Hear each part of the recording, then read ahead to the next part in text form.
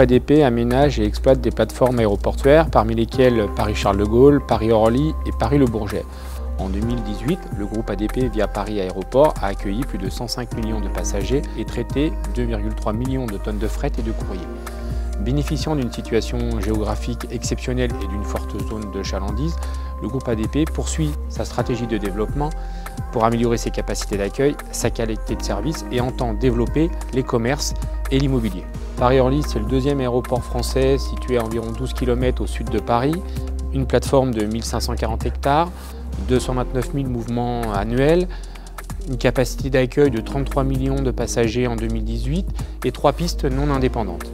Alors nous disposons aujourd'hui de 6 véhicules d'intervention aéronautique de marque Rosenbauer de type VIM 120 2.5 ainsi que d'un escalier permettant d'accéder, moyen d'accès en hauteur permettant d'accéder aux aéronefs de référence E5000 et de marque également Rosenbauer. Pourquoi avez-vous choisi un émulseur Bioex et notamment l'écopole A? Alors à performance équivalente et certification, notre choix militait en faveur de l'environnement et surtout de la compatibilité avec nos véhicules.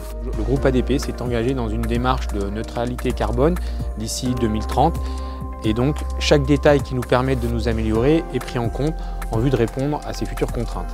Alors, nos véhicules sont équipés depuis cette année 2019, la totalité de notre parc en émulseur Bioex. Alors aujourd'hui, nous disposons de 9000 litres d'émulseurs embarqués dans nos véhicules, ainsi que d'une réserve de 4500 litres. Le Ecopol est utilisé via les moyens hydrauliques de l'engin avec un taux de foisonnement à 3%. Alors nous avons géré le remplacement entre l'ancien produit et le nouveau produit par l'alternance de véhicules lors des essais émulseurs ou lors de manœuvres. Alors les techniques d'intervention sont celles acquises lors des enseignements théoriques à l'école C2FPA pour les pompiers d'aérodrome. Nous avons 2 missions principales lors d'une intervention, la lutte contre l'incendie et le sauvetage des passagers. La lutte contre l'incendie, plus terrain, c'est une attaque massive au canon à la mousse. On doit avoir une bonne accroche de la mousse sur la carlingue ou le fuselage, ainsi qu'une bonne diffusion au sol pour éviter toute reprise de feu avec l'hydrocarbure.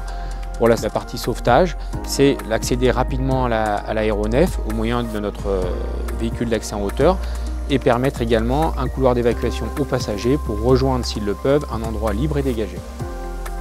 Sur le plan technique, le produit répond à nos attentes par sa compatibilité avec notre parc véhicule existant. Et sur le second point, c'est les contraintes environnementales où il est en adéquation avec les attentes de l'entreprise.